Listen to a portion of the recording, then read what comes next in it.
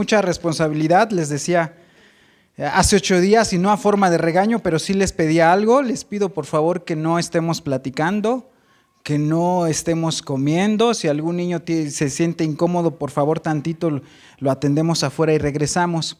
Ese pensamiento que es bíblico y a lo mejor a veces no lo reflexionamos tanto, es porque cuando nosotros nos enfrentamos a la palabra de Dios debemos de tomarlo con seriedad. Muchas veces nos distraemos platicando, nos distraemos comiendo, haciendo alguna cosa, pero ahorita vamos a dedicar a concentrarnos en estudiar la palabra de Dios. Y les decía, este pensamiento cuando yo estudiaba la escritura me llegaba a la mente. O sea, no estamos frente a una historieta, ni ante la mejor novela, ni el mejor cuento. Estamos ante la palabra de Dios, la que creó el mundo y la que da vida. Entonces les pido eso. También les pido, hermanos, que pongan su celular en vibración. Ya saben que si suena, pues ya pueden contestar y todo. Aquí casi no hay señal, pero eso es a propósito.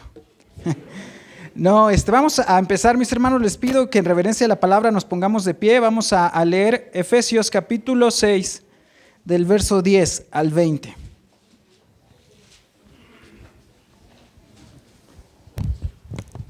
Y los que no traen Biblia, hermanos, les pido también, por favor, que no usen su celular. Sí lo pueden hacer en su casa y todo, pero aquí el pastor nos ha indicado, eso también nos sirve para aprendernos a dónde están los libros. Si alguien no tuviera Biblia, le pediría a mi hermano Juanito que nos ayude y a un hermano que sepa que le localice el pasaje. Y ya los que por cuestión de vista no alcanzan a ver, ahí están las pantallas, mis hermanos.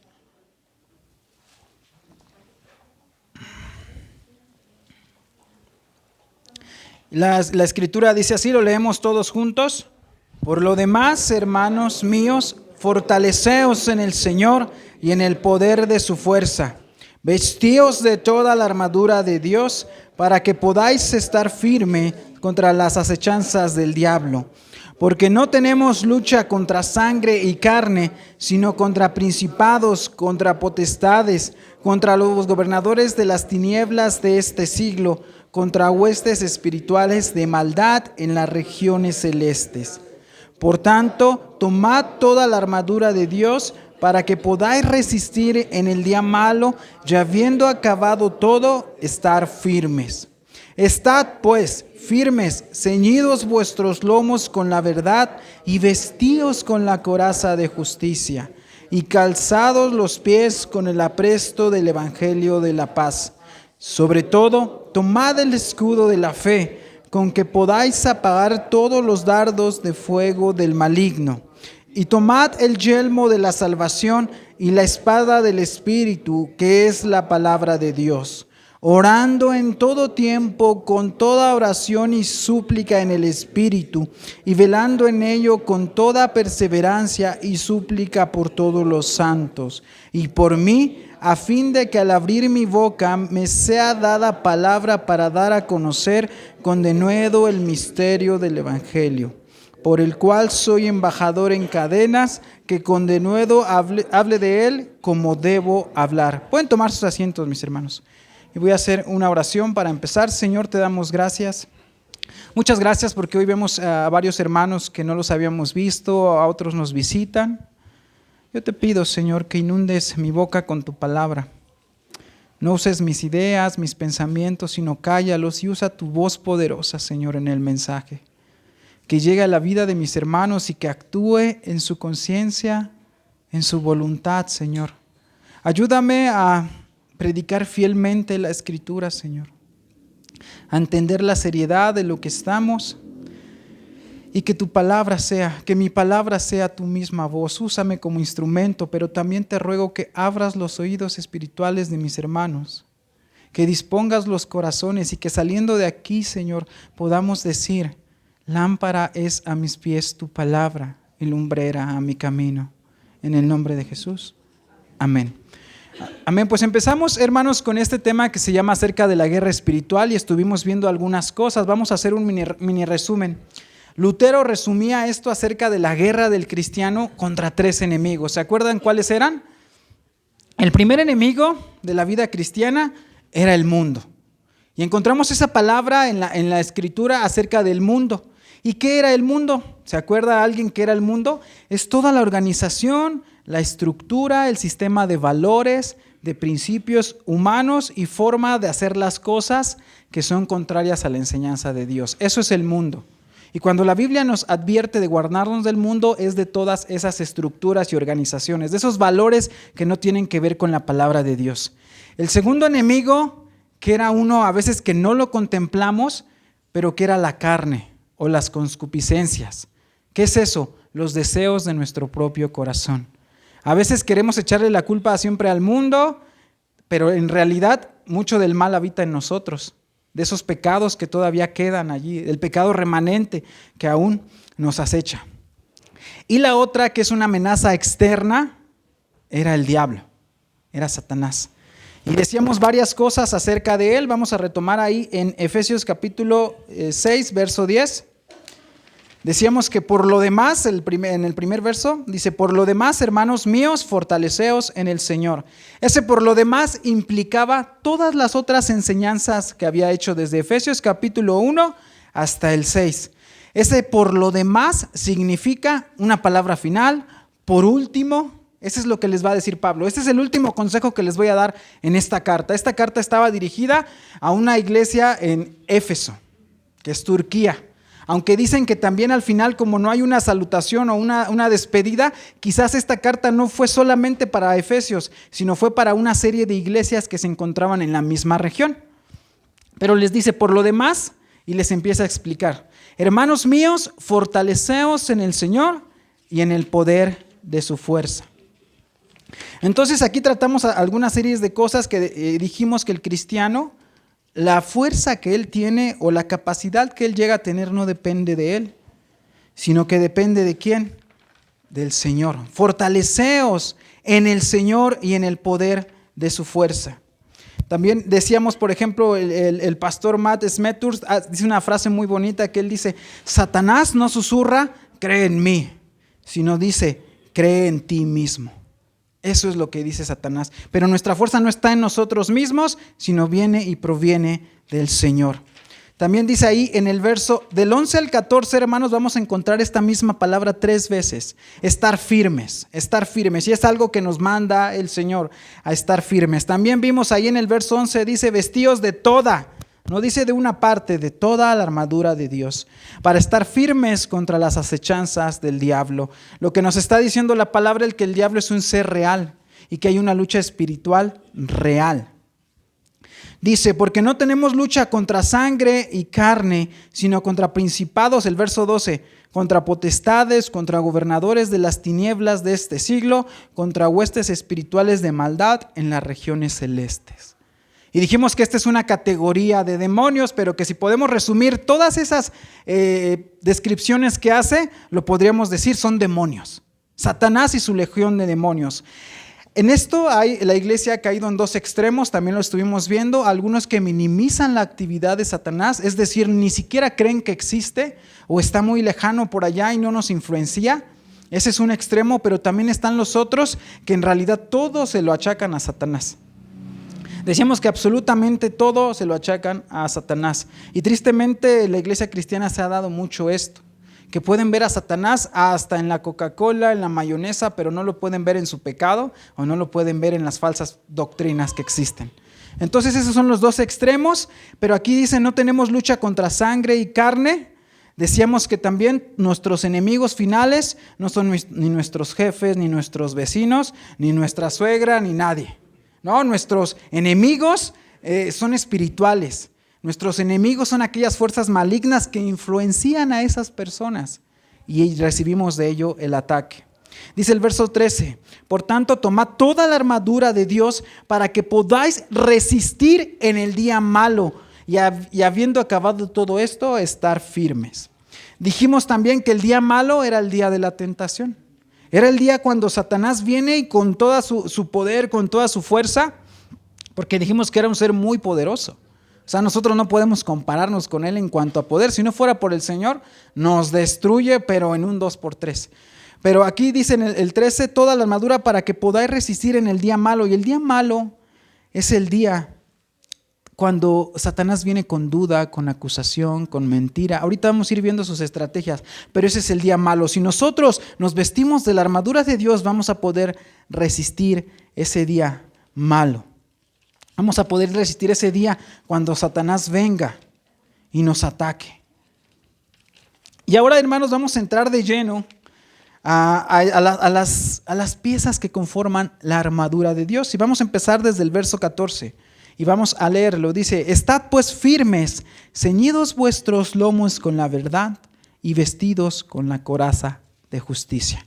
Se los voy a leer en la Nueva Traducción Viviente. El 14 dice así: defiendan su posición, poniéndose el cinturón de la verdad y la coraza de la justicia de Dios. Aquí, hermanos, el primer ataque que Satanás cuando Pablo empieza a desarrollar a construir esta comparación acerca de las armas del cristiano y acerca de las armas de Satanás, él tiene en mente a un soldado romano, que era muy común en aquellas épocas. Era aquel que estaba patrullando toda la región o el dominio del imperio.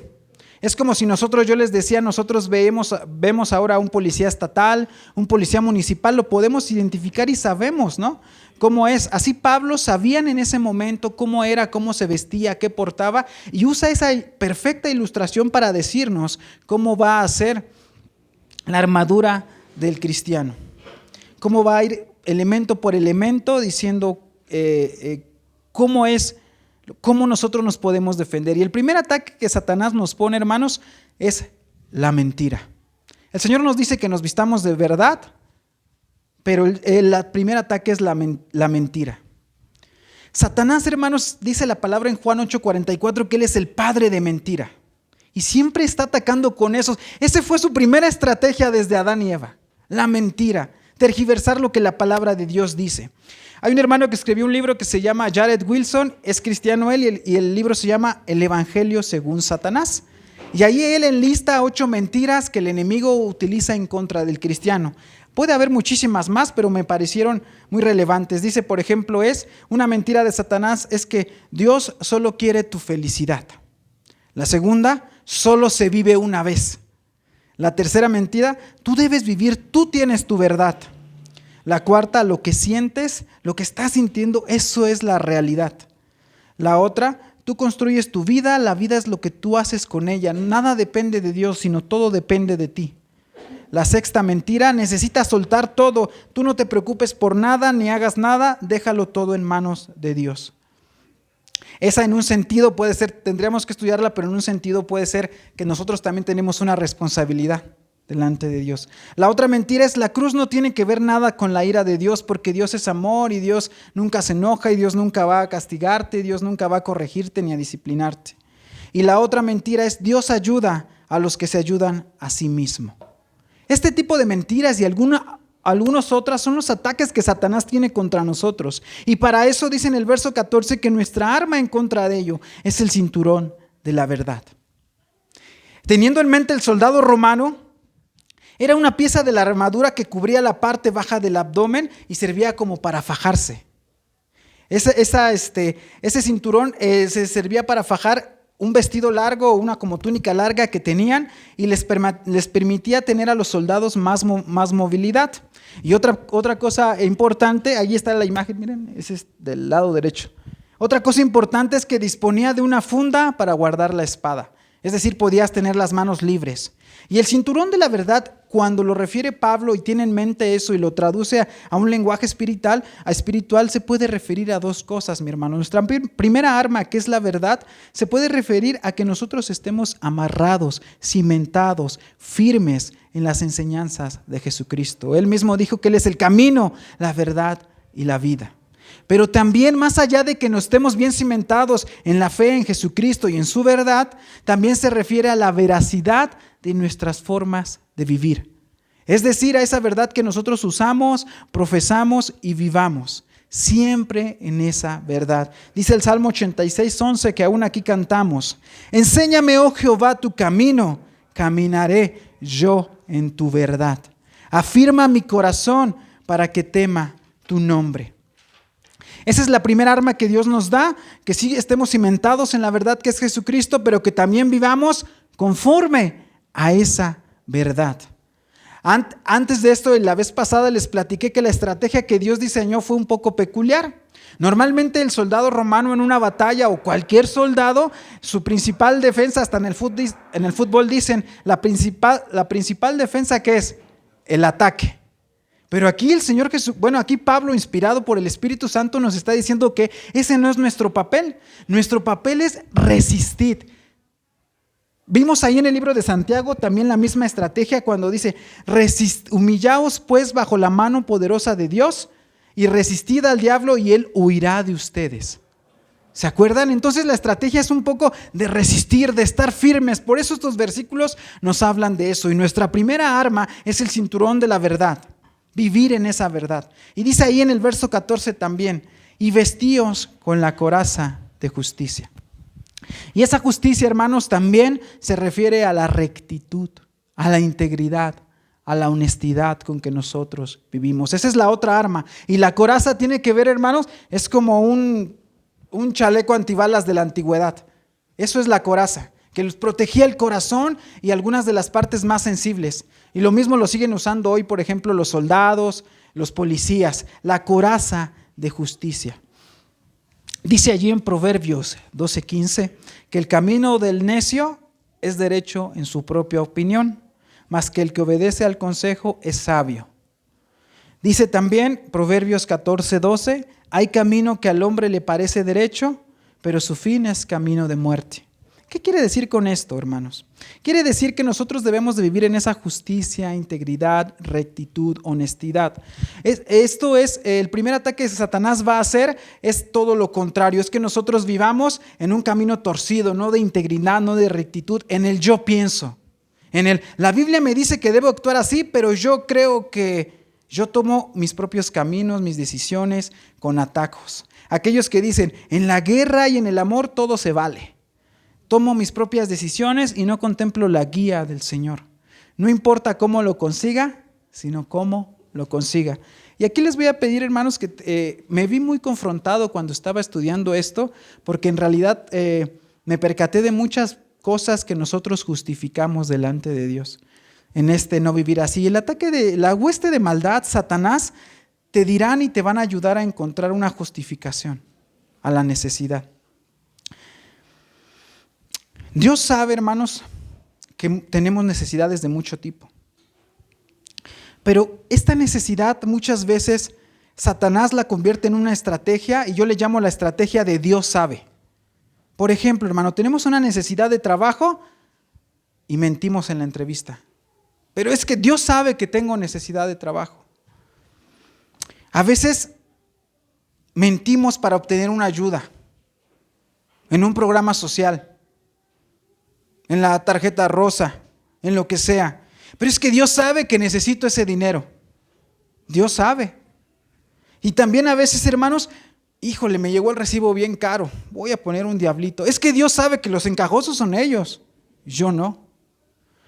Híjole, ¿qué tanto es tantito? Pero si en el empleo me llevo algo, pues ahí tienen mucho, es como ni se van a dar cuenta, ahí no pierden nada, es como quitarle un pelo al gato. Pero no solo con esto, amplía en todas las áreas de la vida y es un arma que Satanás usa y ahorita vamos a ver cómo usó contra Jesús. Por ejemplo, Dios sabe que tengo necesidad de tener un compañero, de tener una compañera. Entonces, no importa que no sea cristiano, pero Dios sabe que tengo una necesidad de eso. Y nos justificamos y Satanás es experto en eso. Y te dice, Dios sabe que tú tienes necesidad y nos justificamos de esa manera. Entonces no importa que la pareja o que el novio no sean creyentes, pero Dios sabe que yo tengo necesidad. Pues sí salí de fiesta con aquella mujer, pero es que mi esposa no me pone atención. Dios sabe que ella no me está atendiendo. Pues sí salí con ese hombre, le acepté algunos regalos, pero es que sabe que mi esposo nunca me ha regalado nada, no ha sido detallista conmigo. Entonces Satanás es experto en esto, hermanos, y nos lleva a justificar nuestras acciones que realmente están mal. Y les digo, yo me vi confrontado porque veo muchas cosas que las he justificado de esa manera. Dios sabe que tengo esa necesidad. Dios sabe que los abusivos son ellos. Y yo me siento como que solo es para calmar la conciencia, pero en realidad no es así, mis hermanos.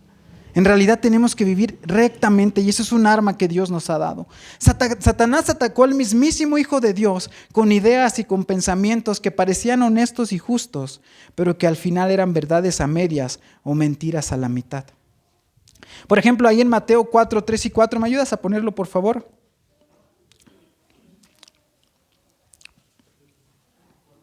Dice así, Mateo capítulo 4, verso 3 y 4.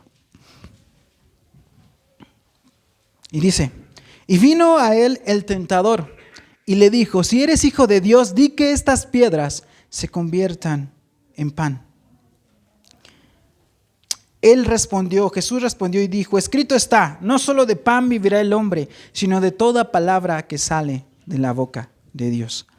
Aunque Jesús en su humanidad tenía una necesidad, ¿cuál era la necesidad? Pues comer.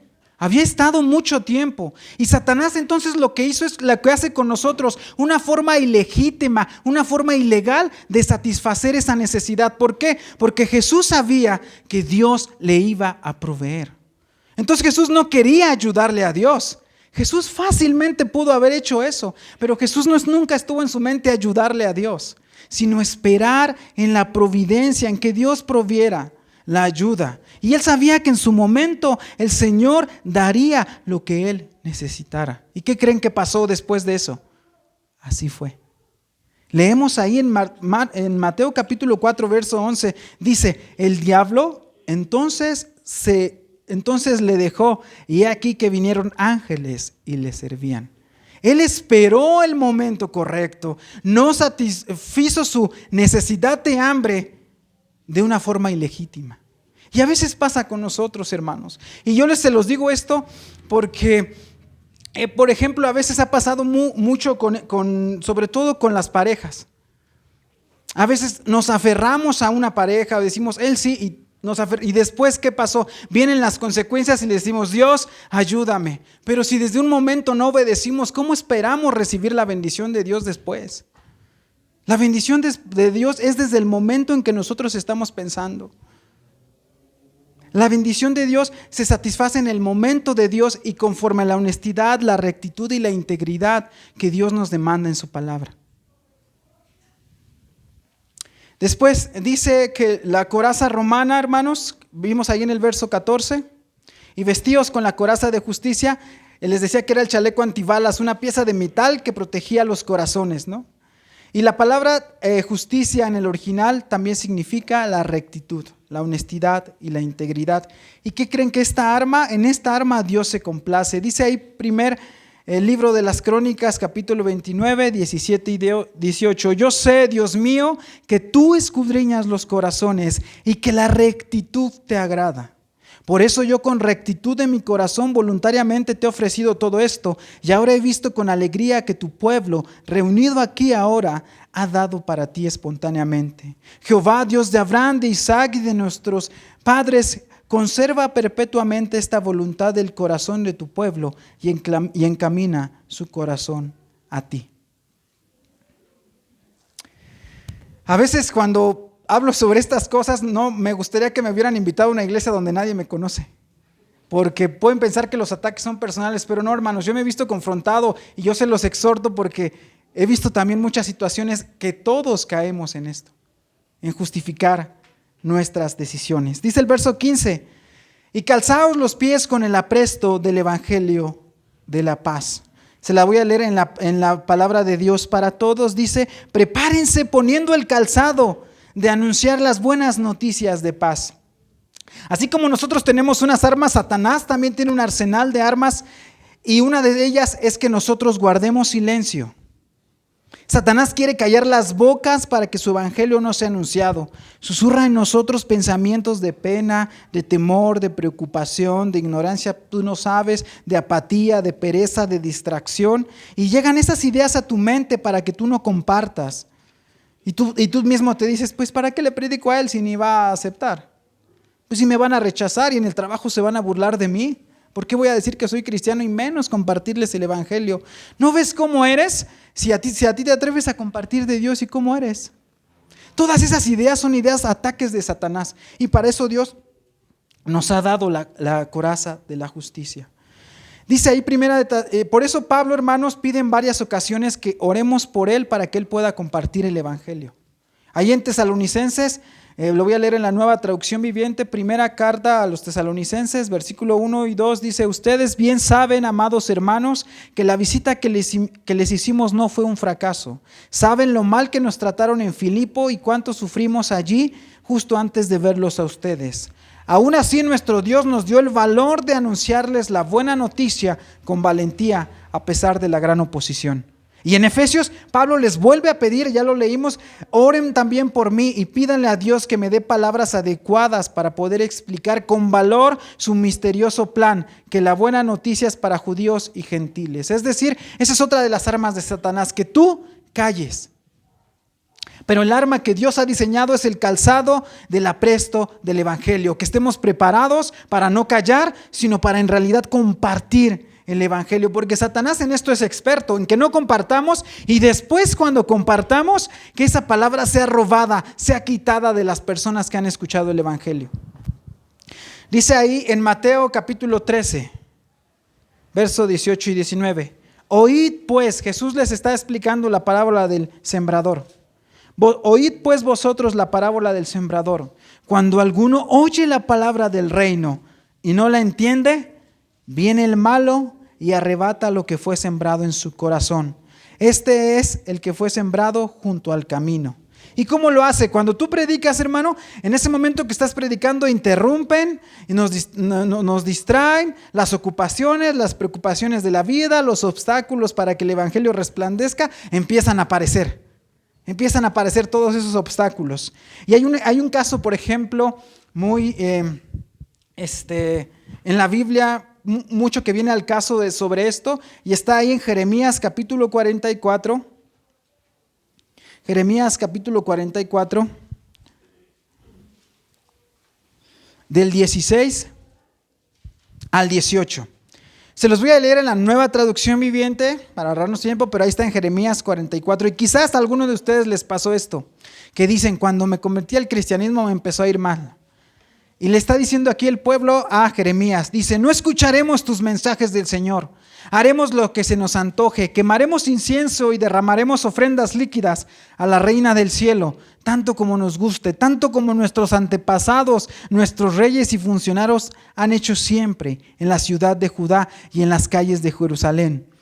Pues en aquellos días teníamos comida en abundancia, estábamos bien económicamente y no teníamos problemas. Pero desde que dejamos de quemar incienso a la Reina del Cielo y dejamos de rendirle culto con ofrendas, nos hemos visto en tremendos problemas y hemos muerto por guerra y por hambre. Esta es otra de las armas de Satanás, que callemos y que él robe la palabra sembrada en el evangelio. Y quizás muchos nos hemos sentido así. Desde que ya soy cristiano, los problemas han venido, los problemas han llegado, pero nosotros tenemos que estar firmes con el calzado que nos lleva a compartir las buenas nuevas. Y estas sandalias romanas, allí están, miren mis hermanos, era un calzado de cuero que tenía remaches por la parte de abajo para tener agarre, para que no se resbalaran, y servían para proteger los pies pues de todo el terreno. Algunos historiadores dicen que la base del éxito romano, o una de sus claves, era la resistencia física. Y el pilar para tener esta resistencia física de hacer enormes caminatas, pues en realidad eran sus sandalias. Una legión romana demostraba que ser capaz en su entrenamiento de caminar 30 kilómetros en 5 horas. Es decir, como de aquí más o menos a Satélite, caminando. Y después debían descansar 5 horas y otra vez caminar 60 kilómetros caminando 60 kilómetros puesta esa armadura que pesaba 25 kilogramos. Eso era como de aquí a Zumpango, 60 kilómetros más o menos.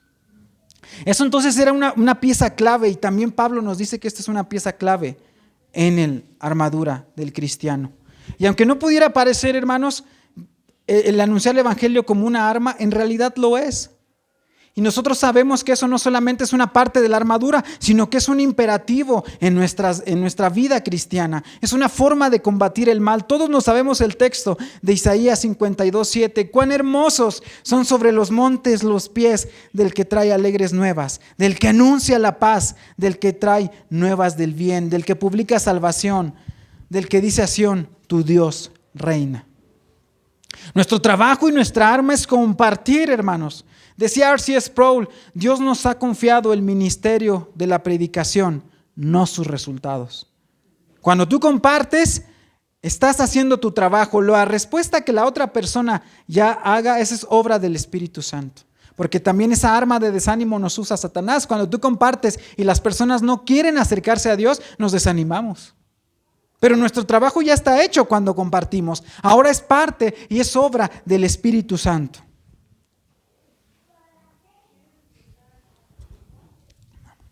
Porque no me avergüenzo del Evangelio, porque es poder de Dios para salvación a todo aquel que cree. Romanos 1:16. Y esa palabra de que es poder viene de la palabra dínamos, que se deriva ahora en nosotros la palabra dinamita. Eso es el Evangelio, es dinamita pura para salvación. Verso 16.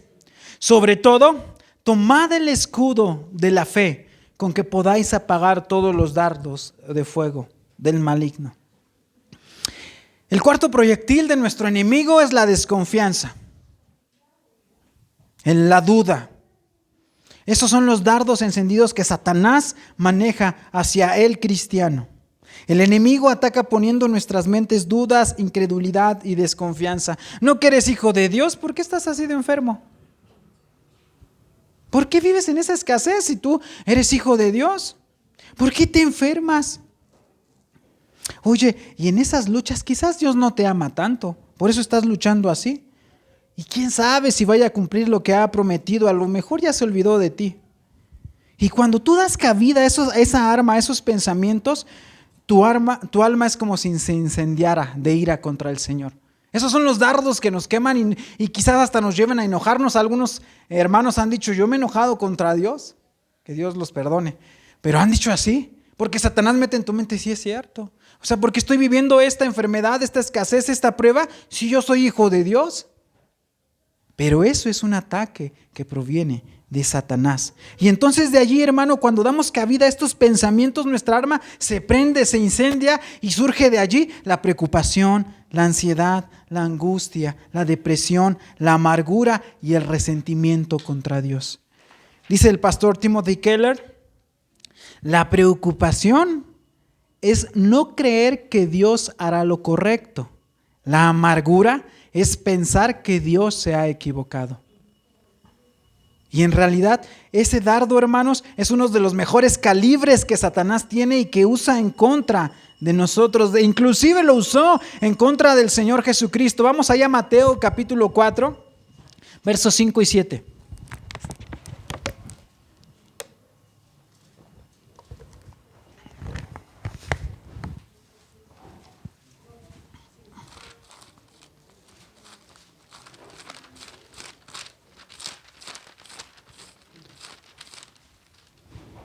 Ya lo puso. Entonces, el diablo le llevó a la santa ciudad y le puso sobre el pináculo del templo.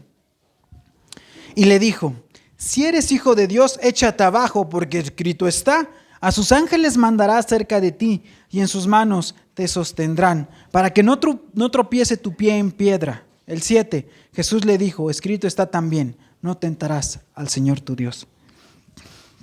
Entonces Satanás lanzó ese dardo con fuego hacia Jesús y le dijo, anda, ¿no que eres hijo de Dios? No te va a pasar nada.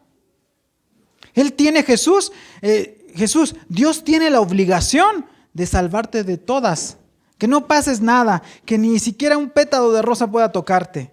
¿Por qué un cristiano tiene que sufrir? Ese es el dardo que Satanás mete en tu mente. Pero nosotros hemos visto a través de la exposición de las Escrituras que nosotros también podemos pasar pruebas y luchas y enfermedades. Y de hecho es una herramienta que cuando podamos entender, como algunos hermanos, aquí estuvo la hermana Betty, nos compartió, Carmelita nos compartió y decía Carmelita, Yo le doy gracias a Dios por mi enfermedad. Ha sido una bendición a mi vida. Y cuando podamos tener esa fe, será diferente. Porque el cristiano puede sufrir, hermanos. Y otra de las cosas que les he dicho, hermanos, es que no confundamos también prueba con negligencia. Muchas de las cosas que nosotros nos acarreamos es por nuestra propia culpa. Yo venía, pero si bien tomado, aquí en la Chimalhuacán a 90 kilómetros y me estrello. Señor, ¿por qué me pones esa prueba? ¿Esa es una prueba de Dios? Esa es una negligencia de nosotros. Señor, pero si solo falté esta semana 3 veces al trabajo y ya me corrieron, ¿qué prueba tan grande?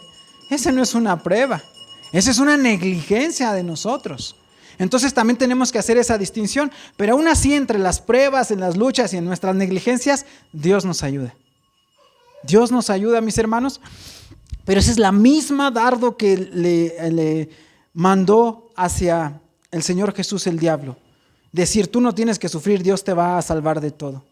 Pero para eso el Señor diseñó un arma. ¿Y cuál es? El escudo. Y dice el 16, y sobre todo, tomad el escudo de la fe. Esos escudos, hermanos, es algo muy padre porque fíjense, estaban hechos de madera, estaban recubiertas con varas, pieles de cuero, de piel estaban recubiertos y tenían un borde metálico. Generalmente podías tú esconder todo tu cuerpo de esas para que si venía un ataque con flechas, te pudieras cubrir. Entonces cubrían casi todo el cuerpo. Era un elemento súper importantísimo porque nos daba una protección también a corta y a larga distancia. Entonces cuando los enemigos sabían, cada ejército ustedes saben que tenía sus armas diferentes, ¿no? Y entonces algunos enemigos decían, voy a pelear contra el ejército romano, sabían que sus escudos eran de madera. Y lo que hacían entonces es que mojaban sus flechas en alquitrán, les prendían fuego y las lanzaban. Y cuando hacían esto, pretendían que cuando se clavaran en el escudo, pues el escudo se empezara a incendiar. ¿Qué hacían los soldados romanos? Mojaban cuando se iban a enfrentar contra un enemigo que tenía esa técnica, mojaban sus escudos en agua y ya no se prendían. Entonces, esto es lo que tenía en mente. Por eso ahí nos decía también Pablo que estas son dardos del enemigo de fuego.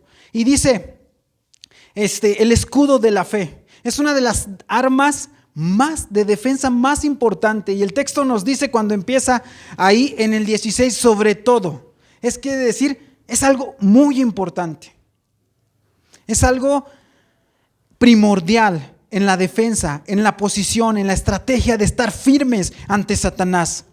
Y lo que sí es que nosotros tenemos que entender que este escudo es el escudo de la fe y considerar varias cosas en cuanto a la fe. La primera es que la fe, a veces pensamos que la fe es pasiva. Tenemos ese malentendido, que es solo esperar y dejar todo a Dios, pero en realidad, hermanos, la fe es una esperanza activa. La fe es una esperanza que nos dice Santiago que la fe sin obras es muerta. Así nos dice. Y yo en varias ocasiones les he preguntado, ¿ustedes creen que la fe se ve? ¿Qué piensan? ¿Que la fe se puede ver? No. La fe sí se puede ver, mis hermanos. Dice ahí, para que no nos extendamos, en Marcos capítulo 2, que en una ocasión Jesús llegó a predicar a una casa. Pero era tanta la gente que nadie podía ya entrar y llegaron unas personas y traían a un enfermo, a un paralítico, y como no podían entrar, ¿qué hicieron? Hicieron un hoyo y bajaron a su amigo por una camilla. Y Jesús les dijo, y Jesús, al ver la fe de ellos, ¿cómo la vio Jesús? Por lo que hacían, por la entereza. Por eso la fe no es pasiva, es activa. Si yo tengo fe en algo, tengo que actuar sobre ello. Tengo que orar, que no desmayar. Ese es uno de los malos entendidos que a veces tenemos, que la fe es pasiva. Otro mal entendido, hermanos, es que a veces pensamos a la fe y a este escudo como una fuerza mística. Es decir, les decimos a los hermanos, a las personas, ten fe, y ten fe, y ten fe. Pero terminamos teniendo fe en la fe. Le depositamos un poder a la fe, pero la fe en sí sola, hermanos, no tiene poder, no tiene fuerza. La fe, cuando está respaldada por el Señor, es cuando entonces actúa de aquella manera como vimos, mucho más abundantemente de lo que podemos imaginarnos o pensar. En una ilustración que el pastor Miguel Núñez hace, dice: supongamos que ustedes llegan a un lugar y sale un señor y les ofrece una silla. Entonces ustedes ven la silla, es una silla de 3 patas, pero bien, ustedes llegan muy confiados, ¿no? Llegan y se sientan. No, pues no les duró ni 2 segundos. ¡Bras! Se caen. Entonces llega el mismo señor que les ofreció la silla y les dicen: no te preocupes, te traigo otra silla. Y ustedes ven que se mete al mismo cuarto y saca otra silla, pero ahora silla de 4 patas y más robusta. Ustedes ya dudan un poco en sentarse, ya no se sientan a la primera porque ya se cayeron. Entonces se sientan ya con un poco más de duda y ven que está muy firme, que hasta pudieran todavía sentarse 2 o 3 personas. Entonces, ¿cuál fue el problema allí? ¿La fe que tú tenías? No. ¿Por qué? Porque cuando tú llegaste la primera vez tenías más fe, ni siquiera dudaste, te sentaste. Y en la segunda silla, que era más robusta y más firme, ya tenías más dudas de sentarte. Te sentaste con más cuidado. Entonces, ¿cuál fue el problema? ¿La fe? No. El objeto de la fe, fue el problema allí. Y es lo mismo con nosotros. A veces decimos ten fe, pero no solamente es tener fe, sino el objeto de nuestra fe. El sujeto de nuestra fe. ¿Y cuál es el sujeto de nuestra fe? Jesús. Entonces cuando digamos a las personas ten fe, pero ten fe en Jesús. Ten fe en Dios. No solamente ten fe en la fe. Eso es. Y hermanos, otro malentendido que tenemos, y a veces por eso no podemos ceñir bien o tomar bien el escudo, es que la fe la confundimos con emociones o con esfuerzos mentales. ¿Qué es eso? Por ejemplo, supongamos que nosotros nos sentimos mal. Y ahí el Señor me dio un coscorrón porque eso me ha pasado ahí cuando lo estaba leyendo. Supongamos que me siento mal y voy al médico, pero el médico te dice: pues ¿sabe qué? No puedo diagnosticarlo, ahorita me faltan algunos estudios, pero tómese estos exámenes y regresa la próxima semana. Entonces tú sales como buen cristiano del consultorio y dices: yo tengo fe y tengo fe y tengo fe, todo va a estar bien, no va a pasar nada. Te sientes tranquilo, te sientes animado, pero de repente vas, te tomas los estudios, se los llevas al doctor y te dice: tiene una enfermedad grave. ¿Qué pasa? Vas para abajo, entras en angustia, en temor, en depresión. Y la triste realidad, hermanos, es que lo que pasa es que tú no tenías fe, tenías optimismo. Tenías una mente positiva, pero fe no tenías. Ese es el otro malentendido que tenemos. La fe verdadera no es mística. Y la fe verdadera de un cristiano diría, y aquí lo dijo la hermana Betty, lo dijo Carmelita como ejemplo para nosotros, diría: las circunstancias cambian y pueden ser adversas para mi salud, pero Dios tiene el control. Por más que yo me esfuerce, no puedo añadir un día a mi vida. Dios puede librarme de esta enfermedad y gloria a Dios si lo hace, pero si no lo hace, gloria a Dios también. Eso sí sería fe. Y a veces nosotros la confundimos con algo que no es fe. Nuestra fe tristemente a veces dura mientras tenemos salud, dinero y amor. Pero si se desvanece esto, cuando aparece la enfermedad, la escasez y el rechazo, desaparece nuestra supuesta fe. Entonces debemos de considerar también esto, mis hermanos. Y dice Hebreos capítulo 11, verso 1, se lo saben: es pues la fe, la certeza de lo que se espera, la convicción de lo que no se ve. Dice el verso 17, continuamos. Verso 17: y tomad el yelmo de la salvación y la espada del Espíritu, que es la palabra de Dios. Y aquí el yelmo es una palabra que ya no usamos tanto. A ver si ahorita mi hermano me ayuda. Pero el yelmo significa el casco. Y esta es otra de las estrategias que Satanás utiliza en contra de ese casco. Es la condenación y la acusación. El enemigo ataca nuestros pensamientos y también nos dice y nos repite: es que tú cómo vas a predicar la palabra, cómo sirves en la iglesia, te dices cristiano y mira cómo eres. Fallas mucho, tú no mereces el amor de Dios, tú mereces que no te perdone, no mereces su perdón y su misericordia. Y les digo la verdad, tiene razón. Satanás tiene razón, no la merecemos, es por gracia. que la tenemos. Eso es lo peor, que sí es verdad lo que Él nos dice. Pero esto, hermanos, es malo cuando nos arrastra con los sentimientos de culpa y nos atrofia, no nos deja avanzar en el ministerio de Dios ni madurar. Satanás es experto en hacer esto. De hecho, la Biblia, la palabra diablo, que se traduce del griego, significa acusador y calumniador. O sea, Satanás, ese es su nombre. Aparte de padre de mentira, es calumniador y acusador. Y dice ahí Apocalipsis 12, del 7 al 11. Si me quieren ayudar a leerlo.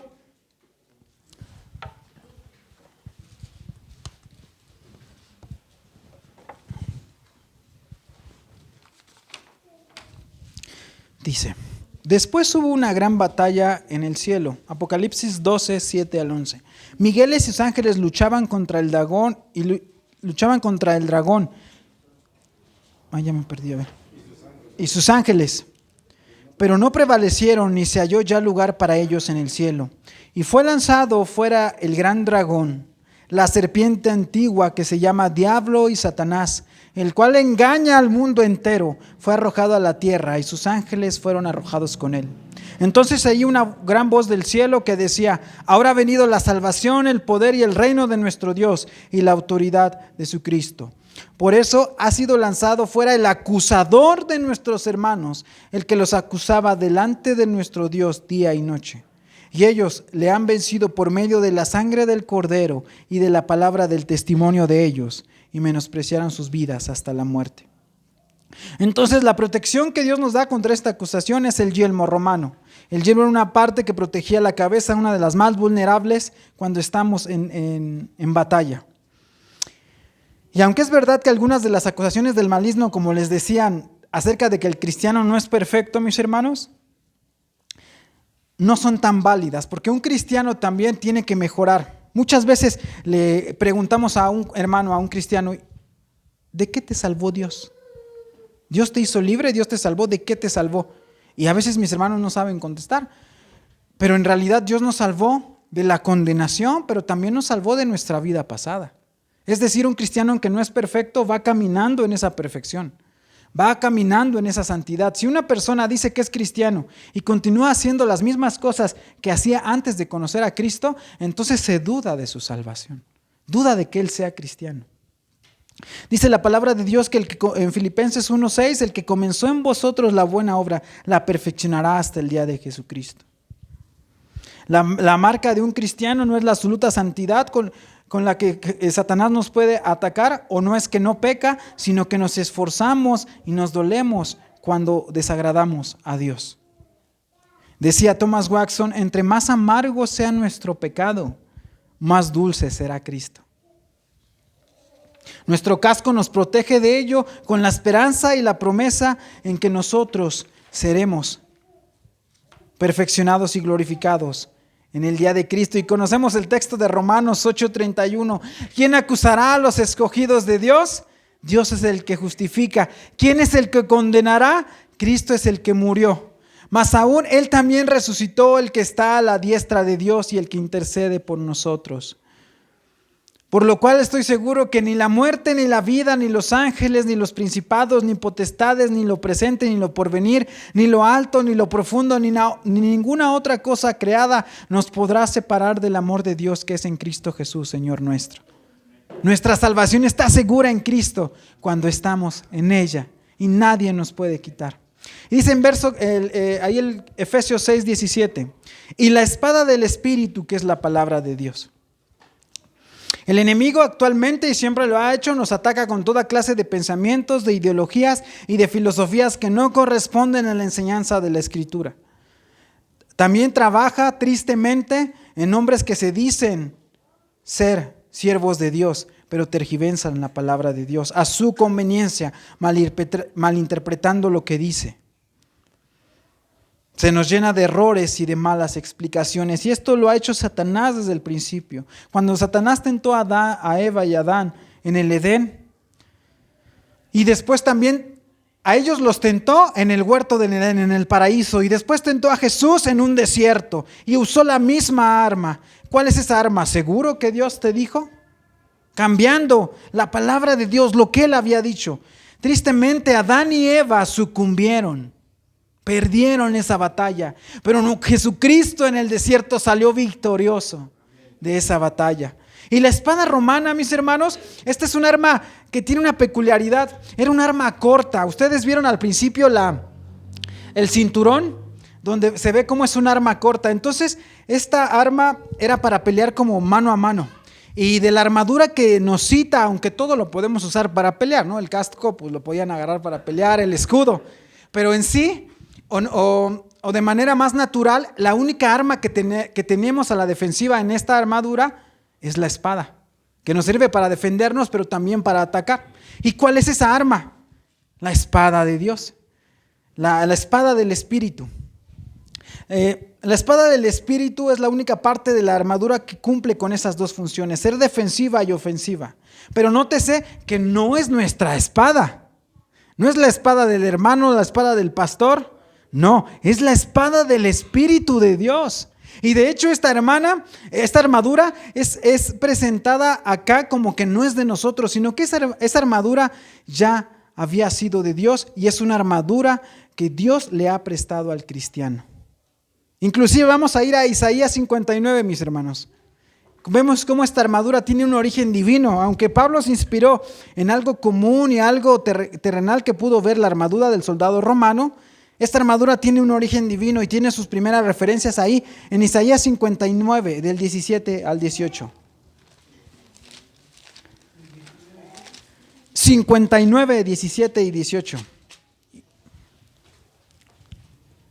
Y dice así: pues de justicia se vistió como de una coraza, con yelmo de salvación en su cabeza, tomó ropas de venganza por vestidura y se cubrió de celo como de manto. Y sigue hablando acerca de Dios. Usa la misma ilustración en el Antiguo Testamento, es decir, esta armadura ya la había empuñado ¿quién? El mismo Señor Jesús. Dios mismo había empuñado esta armadura, es un arma de origen divino. Porque muchos dicen, la armadura del cristiano, no, es la armadura de Dios para el cristiano. La Biblia es muy clara en este punto y que esta espada, ¿qué significa, mis hermanos? La palabra de Dios. Hay un vínculo entre la palabra de Dios y el obrar del Espíritu Santo. Muchas veces que pensamos que el Espíritu Santo obra como es su voluntad, pero en realidad siempre obra por medio de la palabra de Dios. Y esta espada que también sirve para defender, a veces nosotros la dejamos guardada y en ocasiones respondemos con nuestras propias armas. Queremos, así como el apóstol Pedro, ¿se acuerdan cuando fueron a apresar a Jesús? No sacó la espada del Espíritu, sacó la espada de San Miguel, yo creo, ¿no? Y a veces nos pasa a nosotros y aunque no tenemos una espada, sacamos una espada largota que tenemos, ¿sí saben cuál es? Nuestra lengua. Y queremos atacar con ella y desenvainamos nuestra espada y nuestra lengua para hablar contra los demás, para tener venganza y coraje. Pero dice Zacarías 4:6, entonces respondió y me habló diciendo, esta es palabra de Jehová a Zorobabel, que dice, no con ejército ni con fuerza, sino con mi espíritu, ha dicho Jehová de los ejércitos. El arma que tenemos que sacar no es nuestra lengua, no es nuestras propias armas, sino es la palabra de Dios. Y nosotros lo vemos ahí en Mateo capítulo 4, fue la arma que Jesús usó para vencer al tentador, a Satanás. ¿Cuál fue? La palabra de Dios. Esa fue el arma que hizo huir a Satanás, la palabra de Dios. Jesús citó correctamente lo que el diablo había desvirtuado. Y dice Hebreos 4:12, porque la palabra de Dios es viva y eficaz y más cortante que toda espada de dos filos, y penetra hasta partir el alma y el espíritu, las coyunturas y los tuétanos, y discierne los pensamientos y las intenciones del corazón. En la medida que nosotros pasemos tiempo leyendo, meditando, reflexionando, practicando y orando la palabra de Dios, nuestra espada será más afilada para ahuyentar al enemigo. Bienaventurado el varón que no anduvo en consejo de malos, ni estuvo en camino de pecadores, ni en silla de escarnecedores se ha sentado, sino que en la ley de Jehová está su delicia. y en su ley medita de día y de noche. Será como árbol plantado firme junto a corrientes de agua, que da fruto en su tiempo, y su hoja no cae, y todo lo que hace prospera. Salmo 1. Que Dios les bendiga, mis hermanos.